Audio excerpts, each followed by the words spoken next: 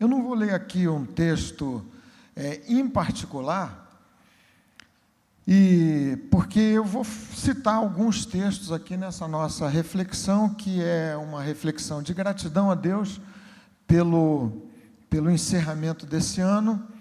E você, se conseguir acompanhar, se conseguir registrar, acho que vai valer a pena você registrar alguns textos que eu vou citar daqui. Nós vamos orar e logo em seguida vamos fazer essa reflexão nessa noite do último domingo desse ano tão especial e tão abençoado. Obrigado, Senhor, pela graça que o Senhor nos tem concedido à vida e por esse ano de tantas e tão difíceis pelejas, lutas que se tem passado na vida de tantos de nós e da própria igreja, mas bendito seja o grande nome do Senhor, porque o Senhor nos assistiu, nos socorreu, nos visitou, nos abençoou de maneira tão maravilhosa, tão extraordinária.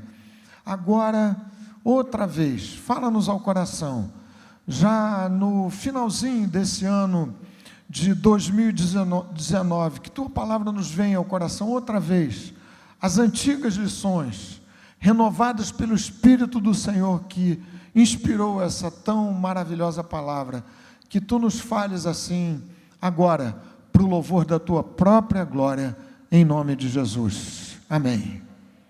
Amém. Antes de vocês se assentarem, vou pedir que vocês cumprimente alguém pertinho de você, aí mais para trás, para o seu lado, já antecipando votos de um ano vitorioso, abençoado, especial, feliz.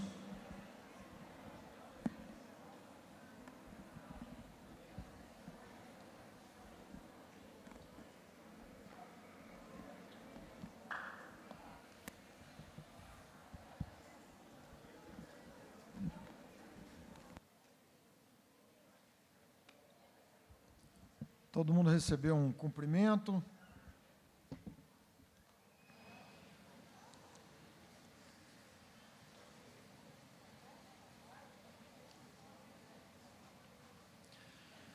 Meus irmãos e irmãs, você sabe que fim de ano,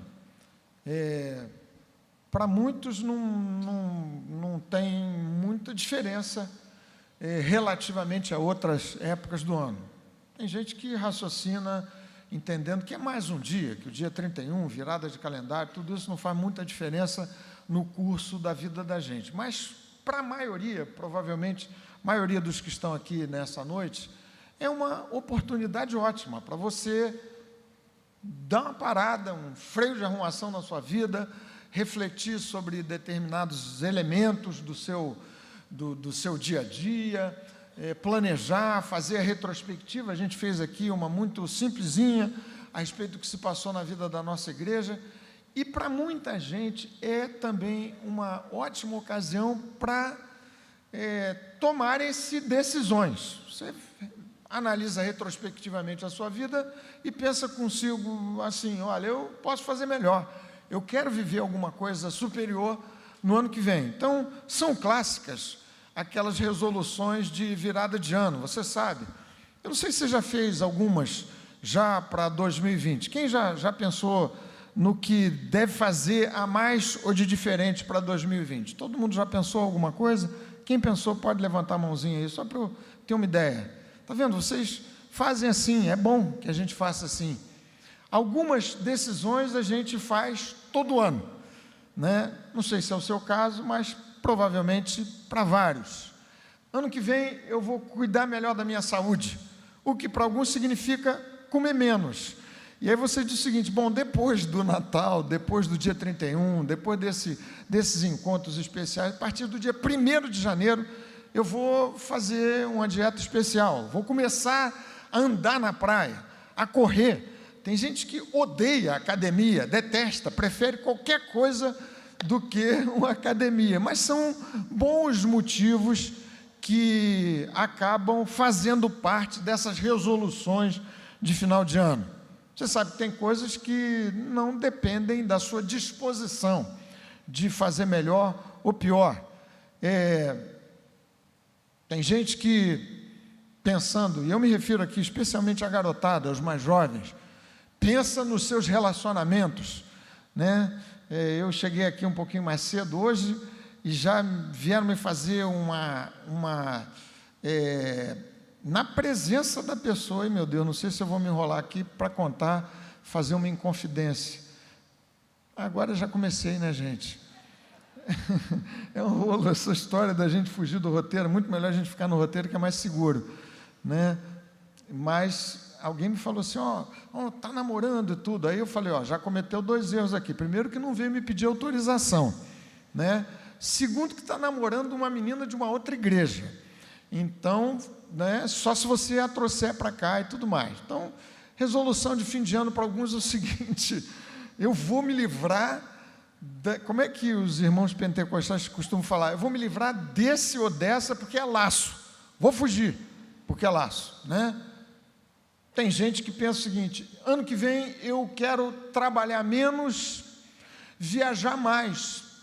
Para uma grande parte das pessoas, esse é o tipo do desejo, da resolução que dificilmente vai acontecer, porque não depende só da sua disposição. Quem é que pode se dar esse luxo? Vou descansar mais e tal. Tudo isso tem o seu lugar. Há tantas coisas que a gente pode fazer. Esses dias, a propósito disso, eu li uma pesquisa muito séria, interessantíssima, dizendo que 56% dos brasileiros tomaram resoluções, fizeram promessas na virada do ano de 2018 para 2019.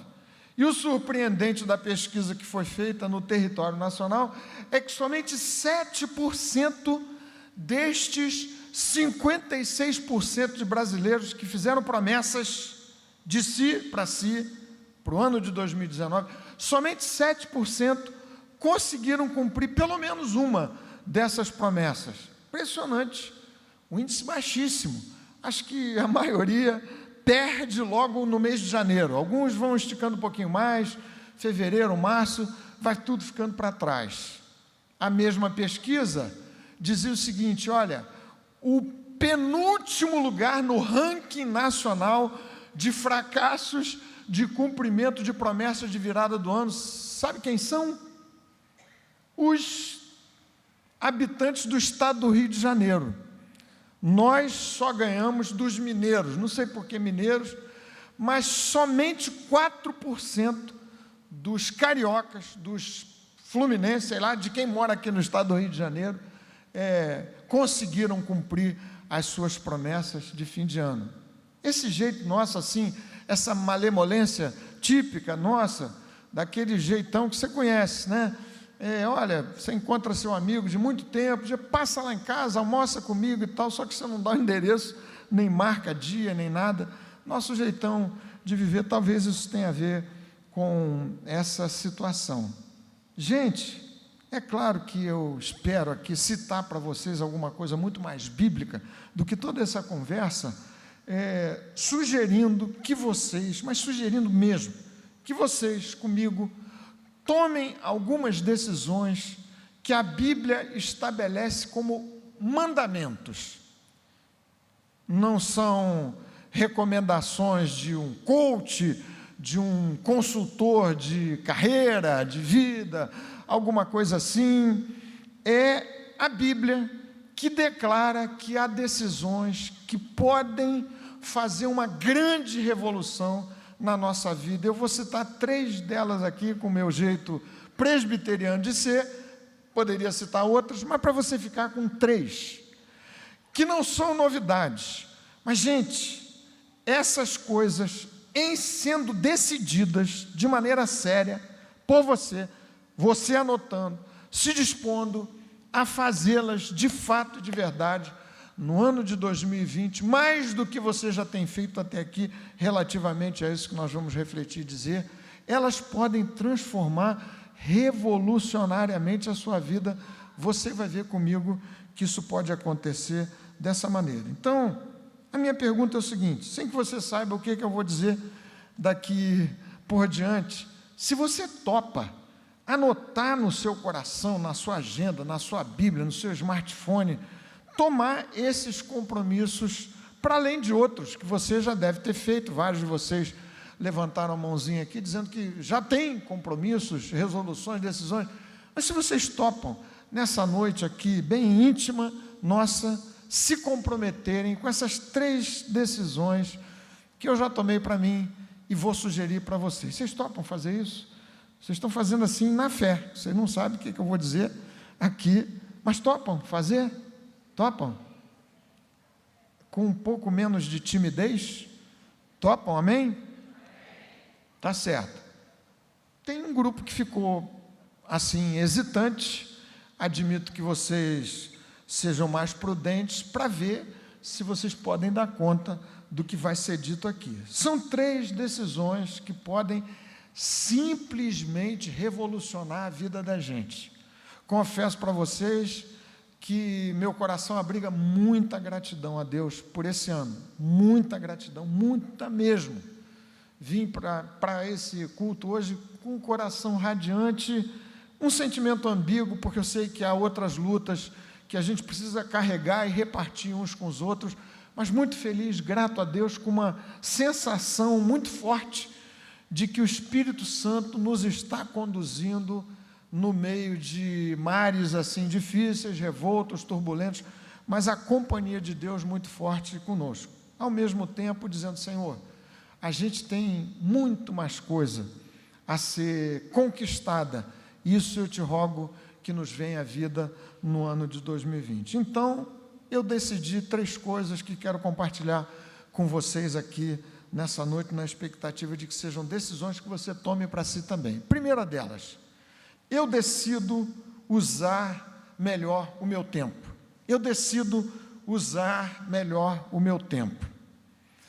E por que essa decisão pode ser uma decisão completamente revolucionária na minha vida e na sua vida? Vou citar para vocês o texto do Salmo 90.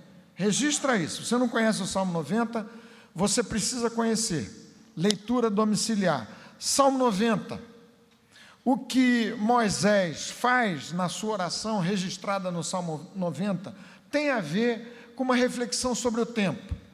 Ele discute o fato de que o tempo é um recurso preciosíssimo, que é finito, ele acaba, ele vai se esgotando. E, além de ser finito, ele acaba e acaba muito rapidamente. No seu raciocínio, na sua oração, que tem um tom meio nostálgico, depois você lê o Salmo 90, lá pelo verso 4, Moisés ora assim: acabam-se os nossos anos como um breve pensamento, passa muito rápido. Ele avança para dizer, me parece que no verso 6, se bem me recordo, dizendo o seguinte: porque tudo passa rapidamente e nós voamos. Tudo passa rapidamente e nós voamos. Então, está aí ou estão aí as razões pelas quais você precisa tomar a decisão de administrar muito melhor em 2020 o seu tempo. Esse recurso preciosíssimo que Deus coloca ao seu dispor e ao meu dispor, que é finito e que se consome muito rapidamente. E por conta disso, Davi encerra essa sua oração, Davi não, Moisés, no Salmo 90, dizendo assim: ensina-nos a contar os nossos dias para que alcancemos coração sábio. Senhor, ensina-me a contar os meus dias. Você entendeu essa expressão? É como os pais da gente nos ensinavam: ó, meu filho, esse dinheiro é contado, você toma muito cuidado com ele, porque ele é contadinho, não é muito, é o suficiente, é valioso. A oração de Moisés é nos mesmos termos: ensina-nos a contar os nossos dias para que alcancemos coração sábio. Quanto desperdício de tempo, quanta ação que pouquíssimo traz de valor real para a sua vida. e algumas outras que representam um investimento péssimo do seu tempo e das suas energias. A decisão que eu tomei para mim, para 2020, espero que você compartilhe dela, é essa: eu decido definitivamente usar muito melhor o tempo que Deus me deu. Sugestões eu poderia dar várias para vocês, elas são bíblicas também, mas vamos ficar aqui com duas apenas. Você vai administrar essa decisão lá de um certo modo seu, bem pessoal e bem particular. Mas a primeira coisa que eu sugiro que você faça é que você identifique tempos mortos no seu dia a dia, que são mal investidos. Fica aqui uma sugestão, sem querer ser cri-cri e chato com quem gosta de rede social, mas, gente, começa por avaliar o tempo que você está gastando com as redes sociais. Li esses dias mais uma pesquisa dessas várias que há por aí, mas essa super séria foi publicada bem recentemente, nesse mesmo ano aqui de 2019, pela BBC Brasil, falando que o brasileiro gasta, em média, 225 minutos diários, aproximadamente 4 horas, nas redes sociais, não é na internet. Na internet gastam-se 9 horas e 14 minutos, em média, colocando o Brasil no segundo lugar de quem mais passa tempo na internet conectado assim. Só que a internet, para muitos, é ferramenta de trabalho. Agora, a rede social, para a maioria, não é ferramenta de trabalho. Nós ocupamos o segundo lugar. Só o pessoal das Filipinas gasta mais tempo em rede social do que nós. Sugestão: administre melhor seu tempo nesse sentido. A outra sugestão tem a ver com aquela experiência maravilhosa de Maria aos pés de Jesus. Você pode fazer uma porção de coisa com o seu tempo, mas se você quiser começar bem em 2020, comece por dar máxima preferência para os tempos na presença do Senhor. Evidentemente que você tem que viver o tempo todo, 24 horas por dia e durante toda a noite na presença de Deus. Mas eu me refiro a esses tempos especialmente reservados para você meditar, para você orar, para você se entregar à leitura da palavra de Deus. Salmo 84, acho que é verso 10, o salmista ora assim: pois um dia nos teus átrios vale mais que 1000. Prefiro estar na presença de Deus, na casa do Senhor, do que gastar os meus tempos, os meus dias nas tendas da impiedade, diz o salmista. Então, as duas sugestões sobre essa decisão: eu decido usar melhor meu tempo. Priorize o tempo de comunhão direta com Deus.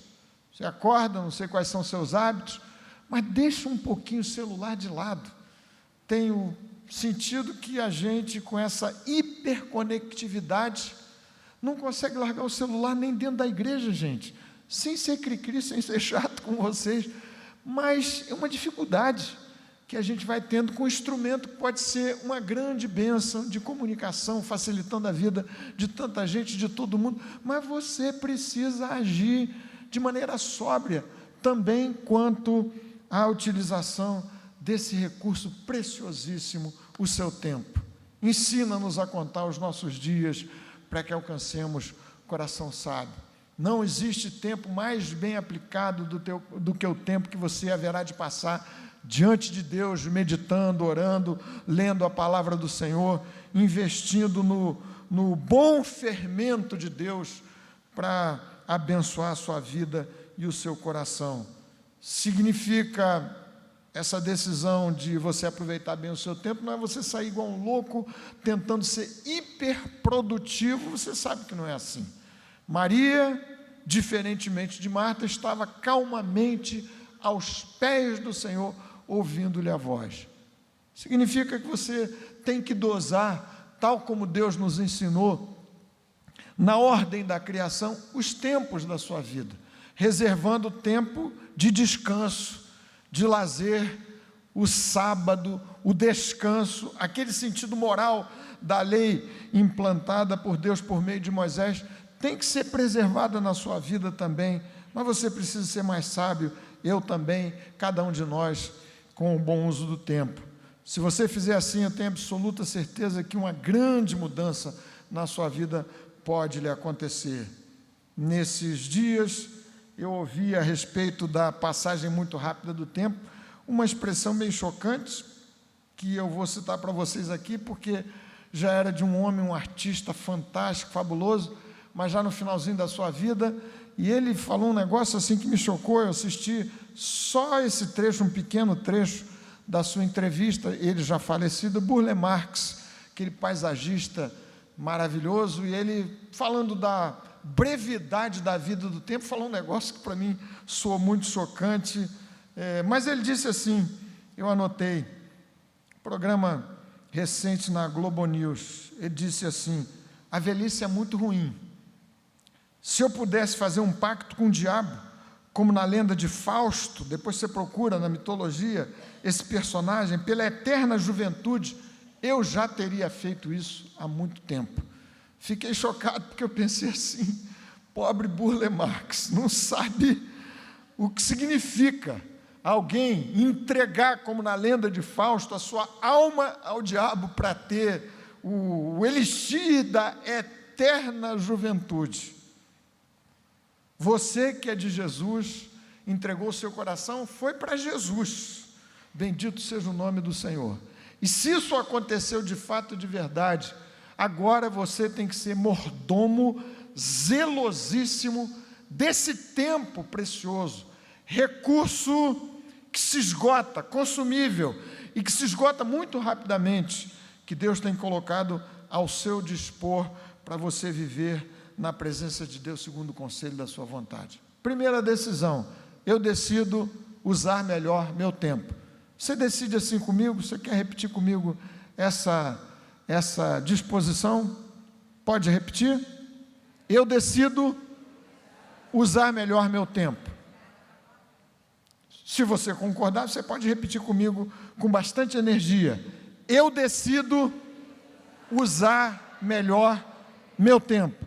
Gente, é possível, por mais eficiente, super eficiente, equilibrado que você seja na administração do seu tempo, eu tenho certeza absoluta que você tem um espaço de melhoria enorme na sua vida, na sua cabeça, no seu jeito de ser, na sua personalidade, na sua agenda, de modo que 2020 pode ser muitas vezes melhor, segundo a palavra de Deus e a recomendação das Escrituras. Segunda decisão, eu decido usar melhor as minhas palavras.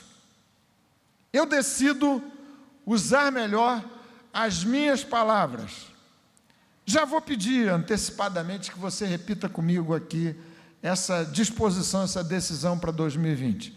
Claro, se você concordar. Eu decido usar melhor as minhas palavras.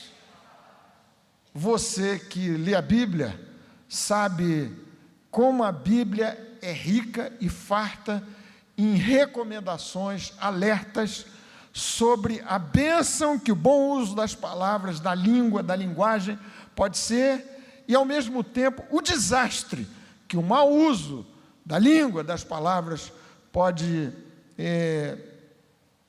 trazer, de tragédias, de dramas, de um monte de problemas evitáveis, se a gente soubesse e aprendesse a usar bem as nossas palavras. Para não ir muito longe, Provérbios capítulo 18 diz assim, observem bem, por favor, guarda no seu coração, olha a força da palavra de Salomão a respeito desse recurso, a língua, as palavras. Provérbios capítulo 18, não me lembro o verso, está anotado aqui em algum canto, acho que é verso 21, diz assim, a morte e a vida estão no poder da língua. A morte e a vida estão no poder da língua, e quem dela bem utiliza, come do seu fruto. Provérbios é um manual de instrução do bom uso que o crente, que o homem de Deus, a mulher de Deus tem que fazer das palavras, da língua. Tiago, capítulo 3, também se tem ali um tratado muito profundo, um tom muito pesado. Tiago chamando a atenção da igreja, minha atenção, a sua atenção, quanto aos riscos do mau uso das palavras.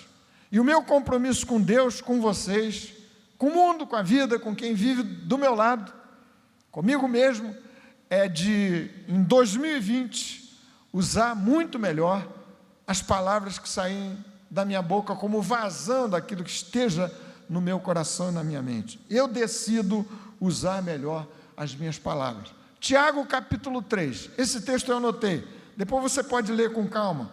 Tiago diz assim: se alguém não tropeça no falar, é um indivíduo perfeito, capaz de refrear também todo o corpo. Diz Tiago, se alguém for capaz de controlar a sua língua, ele consegue controlar todo o seu corpo. Quanto a outras paixões que podem acontecer e assolar alguém, ele diz assim: ora, a língua é fogo, é um mundo de maldade, contamina o corpo inteiro, e não só põe em chamas toda a carreira da existência humana, como é ela mesma posta em chamas pelo inferno. Você é crente, você ama Jesus, ama a palavra de Deus. Se essa palavra não soa forte no seu coração, não sei que outra palavra poderia soar mais forte. Essa decisão de bem usar as suas palavras pode fazer uma grande revolução no ambiente da sua família, no ambiente do trabalho, a sua relação com seus amigos. E aqui de novo, vocês me permitam nesse assunto vastíssimo, algumas poucas sugestões, medidas práticas que você pode tomar e que a Bíblia aconselha. Essa história da gente usar bem a palavra, a língua, o que se fala, a linguagem, tem a ver com 3 elementos. Não é porque eu sou presbiteriano que eu estou insistindo nos 3, não. É porque são 3 mesmo. Em primeiro lugar, é a quantidade das palavras.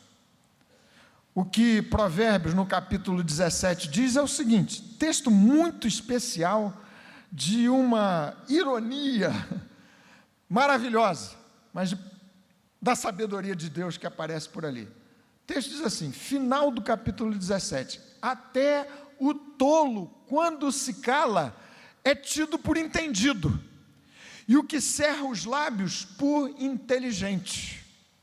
Então, a primeira sugestão bíblica é o seguinte, tal como Tiago, que abre o capítulo 3 dizendo assim, irmãos, sejam moderados no que vocês devem falar. Falem o necessário. Quanto mais você falar, mais chance você tem de errar. Segunda coisa tem a ver com o teor do que você fala. É óbvio, o conteúdo que se diz. E aí, de novo, o texto da palavra de Deus é fartíssimo. Tiago diz o seguinte, olha, vocês não podem viver nessa ambiguidade louca, nessa esquizofrenia, do bom e do mau uso, alternativamente, simultaneamente, do mesmo instrumento que a língua que Deus lhes deu. Com a língua, vocês louvam a Deus, dão graças ao Senhor. A mesma língua que é usada para vocês falarem mal dos seus irmãos, maldizerem os outros.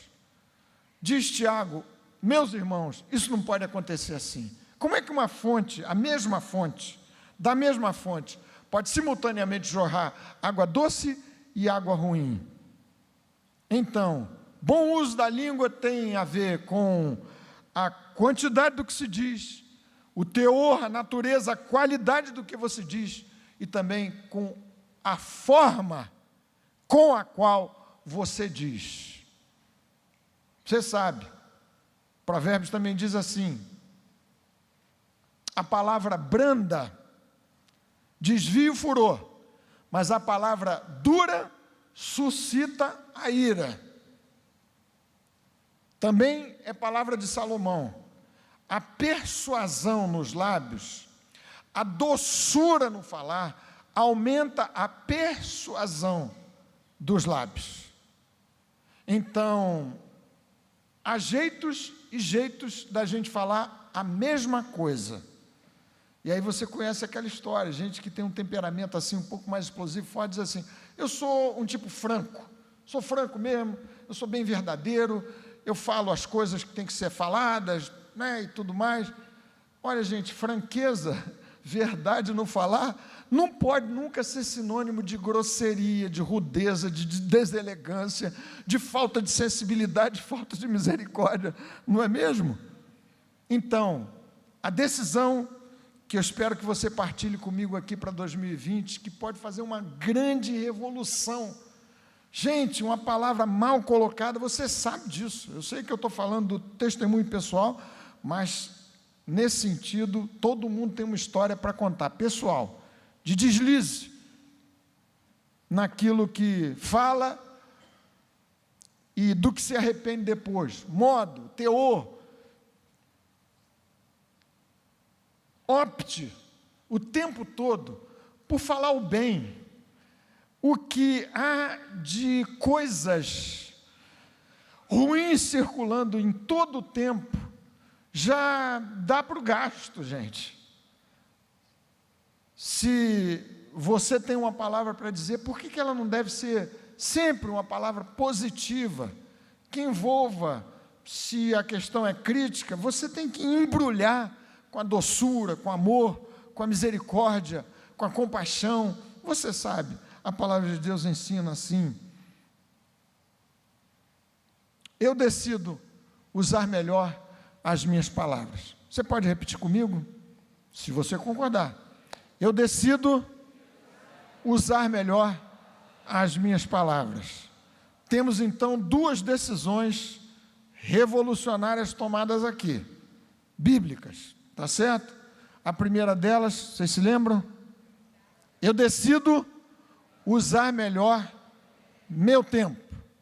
Segunda, eu decido usar melhor as minhas palavras. Na dúvida, louve ao Senhor, glorifique a Jesus. Em tempos de circulação de notícias ruins, e pior até, nem não sei se é pior, mas de notícias que não são verdadeiras, não seja você uma caixa de ressonância do inferno.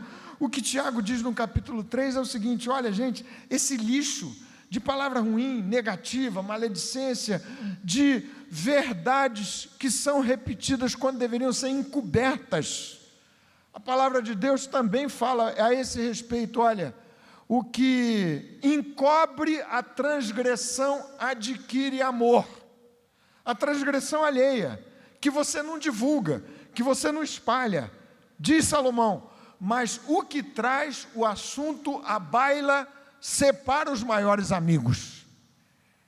Então decida-se o tempo todo, pelo Espírito Santo, Senhor, me ajuda a ser mais sóbrio no uso das minhas palavras. O que vou dizer, como vou dizer, se devo dizer mesmo ou não.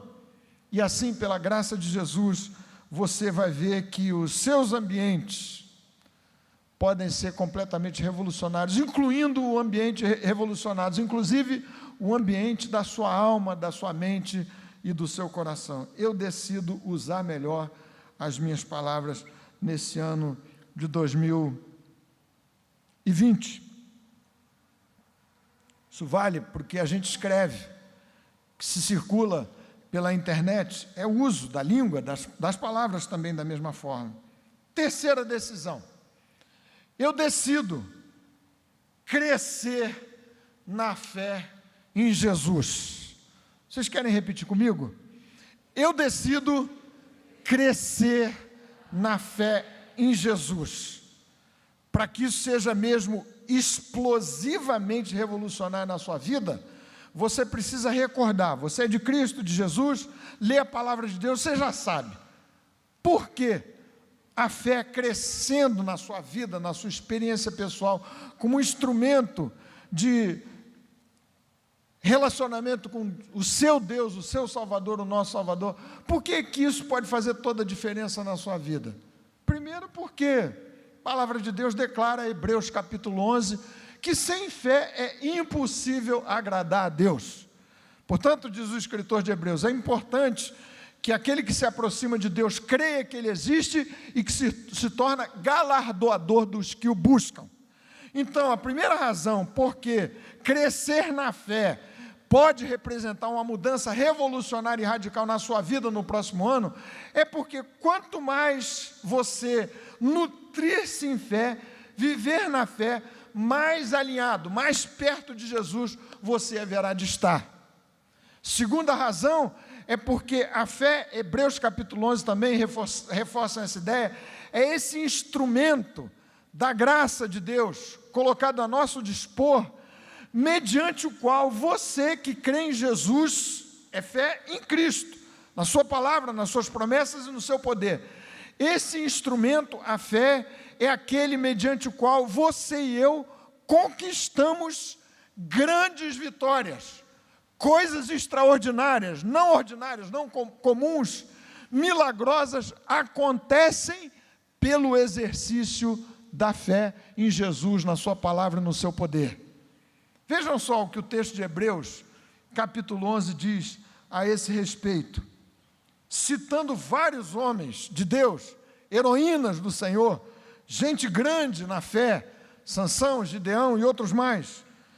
O texto diz assim: estes, por meio da fé, conquistaram reinos, praticaram a justiça, obtiveram promessas, fecharam a boca dos leões, extinguiram a violência do fogo, escaparam de ser mortos à espada, da fraqueza tiraram força, fizeram-se poderosos na guerra, puseram em fuga exércitos estrangeiros.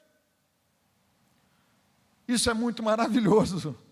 A fé é um instrumento mediante o qual você haverá de conquistar grandes coisas diante de Deus. Vale dizer que o texto prossegue, falando de alguns que foram martirizados pelo amor a Jesus e pela palavra da sua fidelidade, fiéis à palavra do Evangelho do Senhor. Esses crentes do Antigo Testamento. Mas pela fé, passaram por todo aquele drama e aquele horror, firmes, cabeça erguida, exaltando o nome de Jesus. Eu preciso crescer na fé. Vocês se lembram da exortação de Jesus aos seus discípulos naquele mar da Galileia, tempestuoso? Por que vocês são tão tímidos, homens de pequena fé? Jesus e os seus discípulos, num embate contra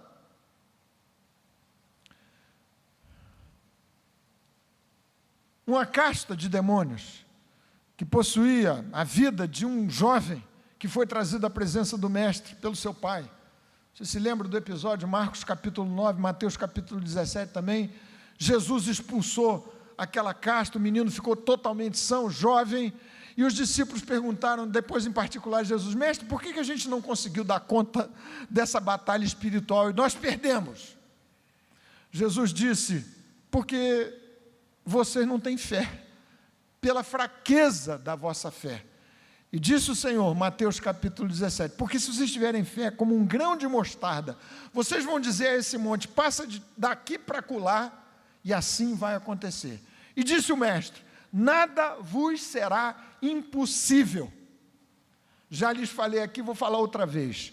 Diante dessa palavra tão desafiadora assim de Jesus, para mim, que sou crente nele, na sua palavra e nas suas promessas, das duas uma: ou creio e vou explorar ao máximo os limites daquilo que Deus tenha para a minha vida, para a vida da nossa igreja, das nossas casas, da minha própria, dos ambientes pelos quais a gente passar, até o limite daquilo que Deus tenha separado para nós hoje, ou então eu não estou crendo, estou vivendo uma espécie de farsa, de arremedo de experiência religiosa cristã, o que definitivamente eu não pretendo viver em 2020, e sei que vocês também não.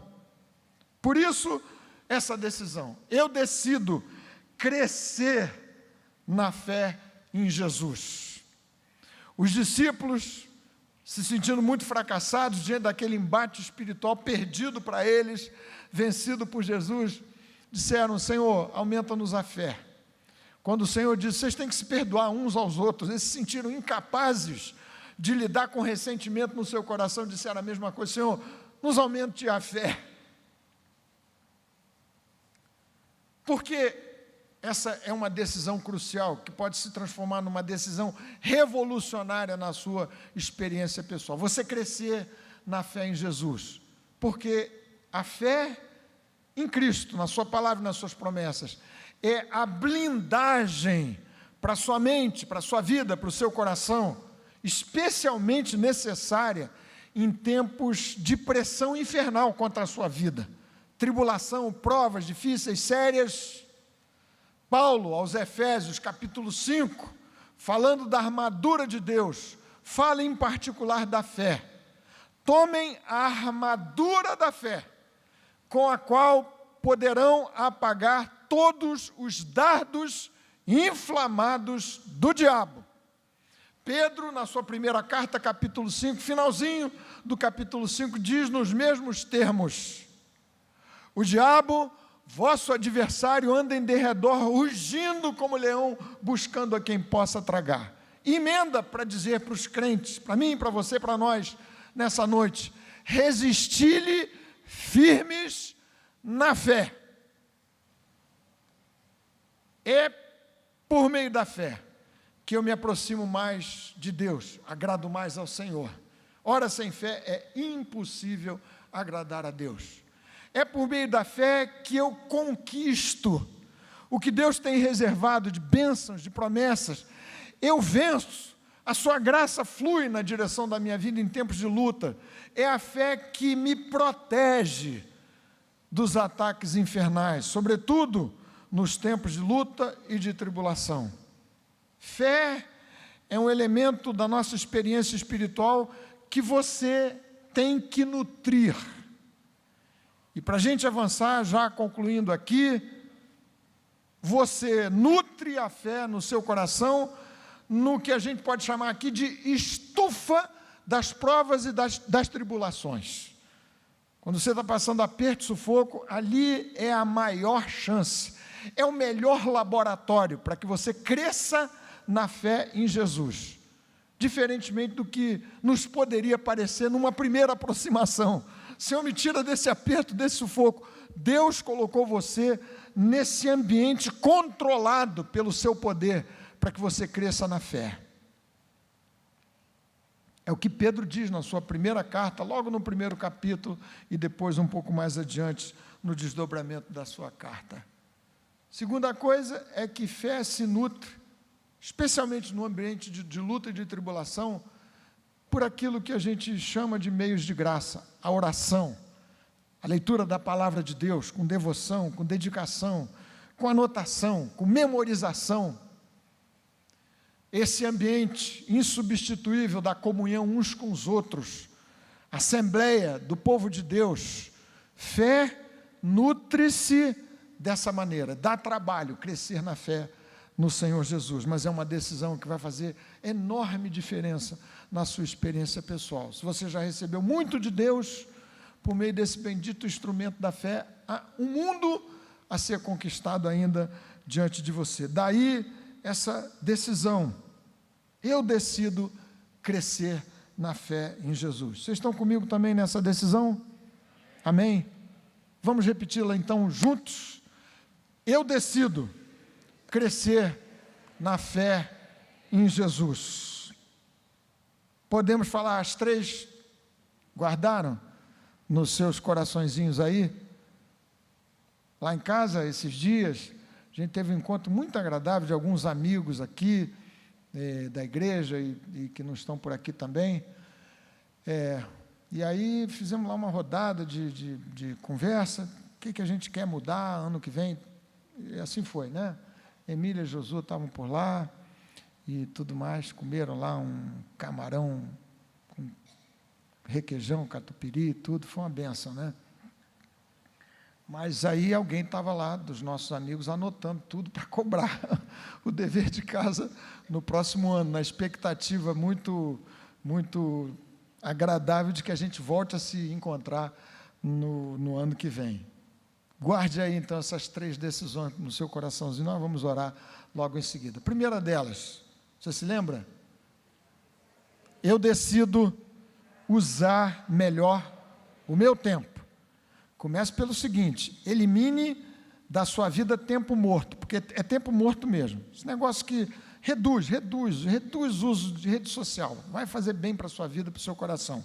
Pesquisas muito sérias de Harvard, que também li esses dias, indicam que quem passa mais tempo em rede social é mais suscetível à depressão e à solidão. Interessante, porque é um instrumento de interação social.